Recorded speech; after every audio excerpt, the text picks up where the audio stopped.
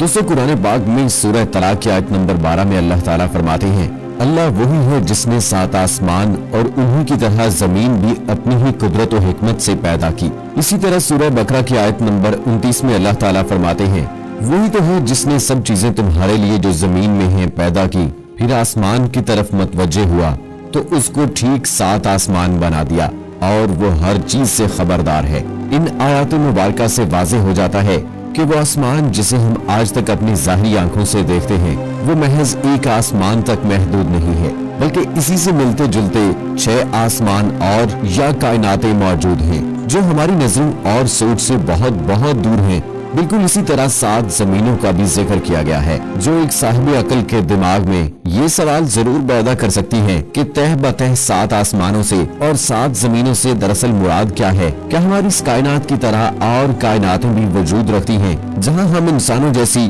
یا کوئی اور مخلوق بستی ہے اور وہاں پر اللہ تعالیٰ کے احکامات بھی نازل ہوتے ہیں جو کہ ہماری کائنات سے بالکل جدا اور الگ ہیں؟ یا پھر اس سے مراد ہماری زمین کے گرد قدرتی موجود تہیں جیسا کہ ٹروپوسفیئر، اسٹریٹوسفیئر، میسوسفیئر، تھرموسفیئر، ایکسوسفیئر وغیرہ، زمین کا قدرتی میگنیٹک فیلڈ یا پھر اوزون لیئر وغیرہ ہیں جو کہ ہماری زمین کو ہر لمحہ خلا سے آنے والے دیگر خطرات سے بچاتی ہیں اور زندگی کے وجود کو زمین پر قائم رکھنے کے لیے انتہائی ضروری ہیں۔ جہاں تک آسمانوں کی بات ہے تو اس بات میں کوئی شک نہیں کہ 7 آسمانوں سے مراد ہمارے آسمان جیسے 6 اور آسمان بھی ہیں، 6 اور جہاں بھی ہیں جس کا ذکر قرآن مجید میں کئی جگہ پر کیا گیا ہے۔ قرآن مجید کے اندر 250 سے زیادہ جگہ پر آسمان کا ذکر کیا گیا ہے، جیسا کہ سورہ النبا کی آیت نمبر 12 میں اللہ تعالیٰ ارشاد فرماتے ہیں اور ہم نے تمہارے اوپر 7 مضبوط آسمان بنائے۔ بالکل اسی طرح سورہ الاسراء کی آیت نمبر 44 میں اللہ تعالیٰ ارشاد فرماتے ہیں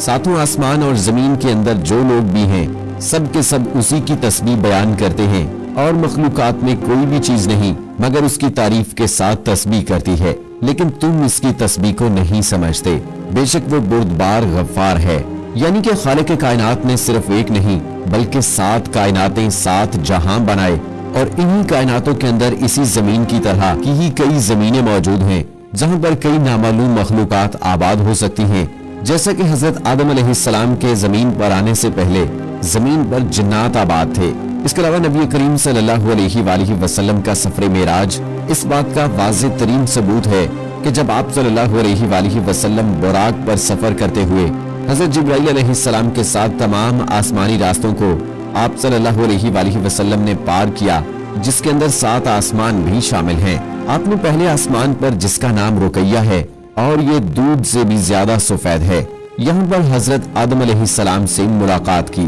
پھر دوسرا آسمان جس کا نام فیدون یا ماؤن ہے اور یہ ایسے لوہے کا بنا ہے جس سے شعاعیں پھوٹتی ہیں، یہاں پہ حضرت عیسیٰ اور یحییٰ علیہ السلام سے ملاقات کی۔ جبکہ تیسرا آسمان جس کا نام ملکوت ہے اور یہ تانبے کا بنا ہے، یہاں پر حضرت یوسف علیہ السلام سے ملاقات کی۔ چوتھا آسمان جسے زہرہ کہتے ہیں اور یہ سفید چاندی سے بنا ہے، یہاں پر حضرت ادریس علیہ السلام سے۔ پانچویں آسمان جسے مزینہ کہتے ہیں اور یہ سرخ سونے کا بنا ہوا ہے، حضرت ہارون علیہ السلام سے ملاقات کی۔ چھٹے آسمان جس کا نام خالصہ ہے اور یہ چمکدار موتیوں سے بنا ہے، یہاں پر حضرت موسیٰ علیہ السلام سے۔ اور ساتواں آسمان جس کا نام لابیہ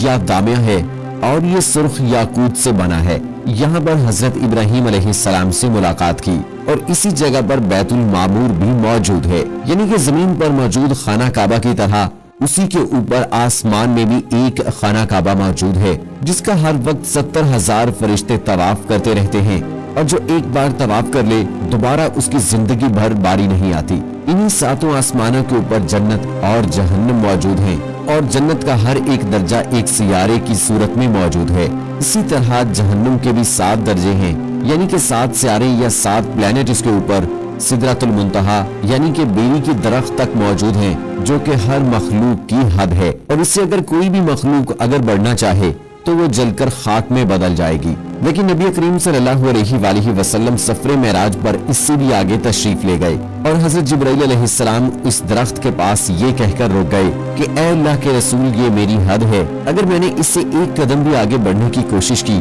تو میرے پر جل جائیں گے۔ سدرۃ المنتہا کے اوپر اللہ تعالیٰ کا عرش موجود ہے جو کہ اس زمین اور آسمان پوری کائنات کا احاطہ کیے ہوئے ہے۔ قیامت کے دن ہر زندہ چیز کو فنا ہونا ہے، इसलिए जन्नत और जहन्नम को 7 आसमानों से अलग या जुदा बनाया गया है, क्योंकि क़यामत के बाद भी वो कायम रहेंगे। दोस्तों, कुरान मजीद की वो आयात जिनका जमीन के बारे में आसमान की तरह जिक्र है, इससे मुराद जमीन के अंदर मौजूद कोई लेयर्स नहीं है, मसलन crust, mental, core, inner core, बल्कि इन्हीं आसमानों में इस जमीन जैसी और भी जमीनें मौजूद हैं। और इन आयात के अंदर जमीन की तरह का हवाला देने का मतलब ये है कि वहाँ पर हमारी तरह ही मखलूकात मौजूद हो सकती हैं और ये जिंदगी की सूरत के अंदर मौजूद है, हम कुछ नहीं जानते। और इसकी मिसाल देने की वजह ये है कि जमीन जिंदगी की अलामत है और इंसान भी सिर्फ इसी के बारे में जानते हैं। जब इंसान की मौत का वक्त करीब आता है तो उसकी रूह को हर एक आसमान के दरवाजे से गुजार कर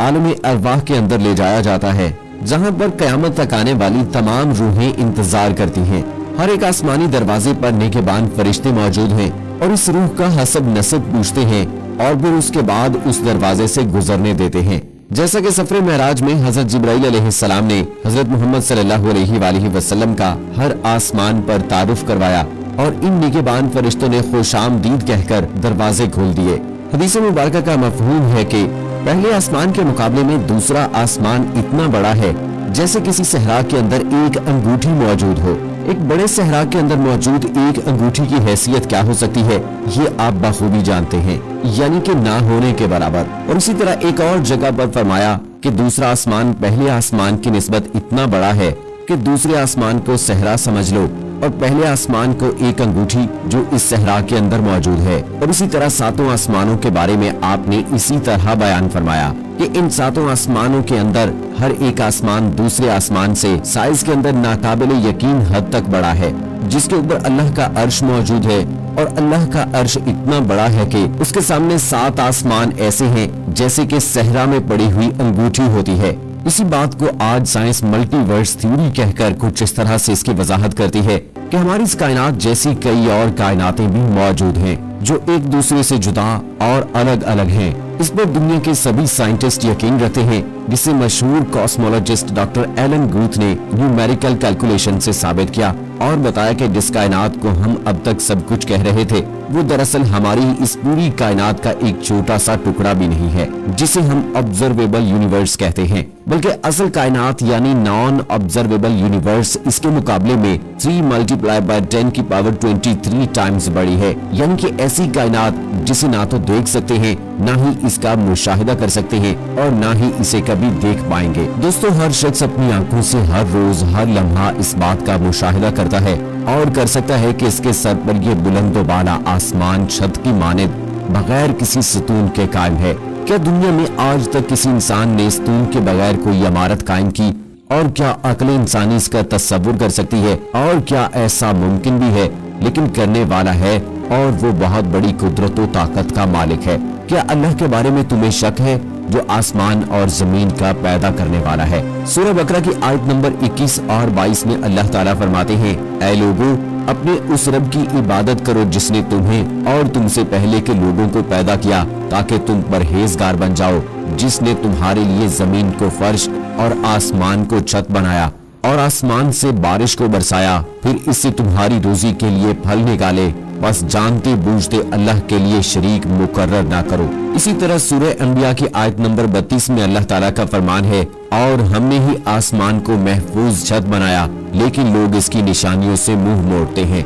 यानी अल्लाह की कुदरत की अजीम निशानियों में गौर और तदब्बुर नहीं करते, बल्कि उससे मुंह मोड़े गुजर जाते हैं। दोस्तों, कुरान करीम में हर एक चीज की अल्लाह ताला ने वजाहत फरमा दी है, हर एक चीज के बारे में हमें बता दिया है। साइंस आज उस पे तजर्बात करे, मुशाहिदात करे, कामयाब हो या ना हो, लेकिन आज से 1400 साल पहले अल्लाह ताला ने नबी करीम सल्लल्लाहु अलैहि वसल्लम के जरिए से अपनी किताब कलाम पाक के जरिए से हमें सब कुछ बता दिया है। और साइंस जिस पर आज तजर्बात कर रही है वो दीन इस्लाम की, अल्लाह ताला की और रसूल अकरम सल्लल्लाहु अलैहि वसल्लम की बताई हुई बातें हैं, उन्हीं पे तजर्बात करती है। सो दोस्तों, उम्मीद करते हैं कि हमारी आज की वीडियो आपको पसंद आई होगी। इस वीडियो को लाइक करें, शेयर करें अपने दोस्तों के साथ और कमेंट बॉक्स में अपनी राय का इजहार जरूर करें। मुझे अगली वीडियो तक इजाजत दें।